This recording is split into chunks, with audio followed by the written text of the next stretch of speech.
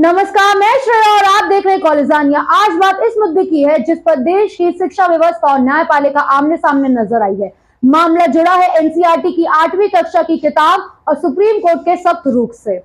दरअसल एनसीईआरटी की सामाजिक विज्ञान की एक पुस्तक में न्यायपालिका से जुड़े एक अध्याय शामिल किया गया था, जिसमें न्यायपालिका में भ्रष्टाचार जैसे संदर्भ दिए गए थे। इस पर आपत्ति जताते हुए मामला सुप्रीम कोर्ट पहुंचा। सुनवाई के दौरान सुप्रीम कोर्ट ने इस पर गंभीर टिप्पणी की और कहा कि इस तरह की सामग्री न्यायपालिका की छवि को प्रभावित कर सकती है। इस मामले की सुनवाई करते हुए सुप्रीम कोर्ट की पीठ, जिसकी अध्यक्षता मुख्य न्यायाधीश सूर्यकांत कर रहे थे, ने संबंधित अंश पर रोक लगाने के निर्देश दिए हैं। कोर्ट ने कहा है कि जब तक इस सामग्री की समीक्षा नहीं हो जाती तब तक इसका वितरण नहीं होना चाहिए।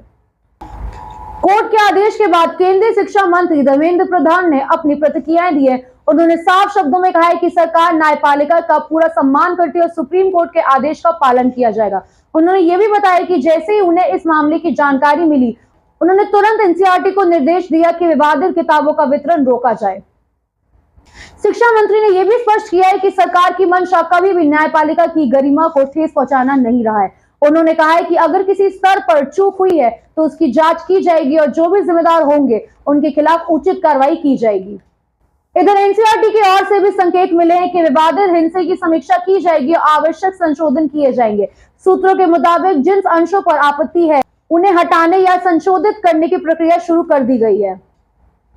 इस पूरे घटनाक्रम ने कई सवाल खड़े कर दिए हैं। पहला सवाल यह है कि पाठ्य पुस्तकों में संवेदनशील विषयों को शामिल करते समय किस तरह की समीक्षा प्रक्रिया अपनाई जाती है। दूसरा, क्या शैक्षणिक स्वतंत्रता और सावधानी संस्थाओं की गरिमा के बीच संतुलन बनाए रखने के लिए कोई स्पष्ट दिशा निर्देश होने चाहिए।